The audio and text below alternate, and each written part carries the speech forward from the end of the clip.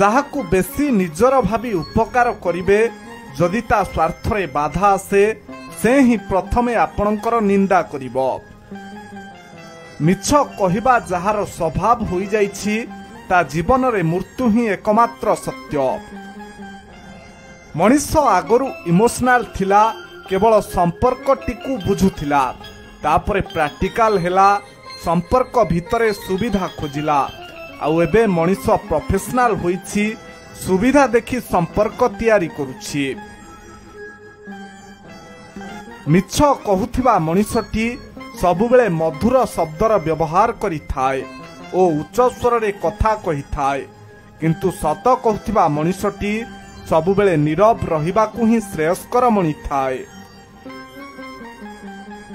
କାହା ସହିତ ଏତେ ବି ବନ୍ଧନରେ ବାନ୍ଧି ହୋଇ ଯାଆନ୍ତୁ ନାହିଁ, କାରଣ ସେଥିରୁ ଆଶା ଜନ୍ମ ନେବ ଏବଂ ପୁଣି ପରିଶେଷରେ ତୁମକୁ ନିରାଶା ହିଁ ମିଳିବ, ତା ବ୍ୟତୀତ ଆଉ କିଛି ନୁହେଁ। କାହାକୁ କେବେ ବି ଅତି ଆପଣାର ଭାବିବା ଠିକ ନୁହେଁ, କାରଣ ଅତି ଆପଣାର ହିଁ ଦିନେ କଷ୍ଟର କାରଣ ହୋଇଯାଆନ୍ତି। ପରିସ୍ଥିତିର ବାହାନା ଦେଖେଇ ସମ୍ପର୍କ ଭାଙ୍ଗୁଥିବା ଲୋକ ଜୀବନରେ କଦାପି ସମ୍ପର୍କର ମୂଲ୍ୟ ବୁଝିପାରେନି କି କେବେ ମଧ୍ୟ ଶାନ୍ତିରେ ରହିପାରେନି।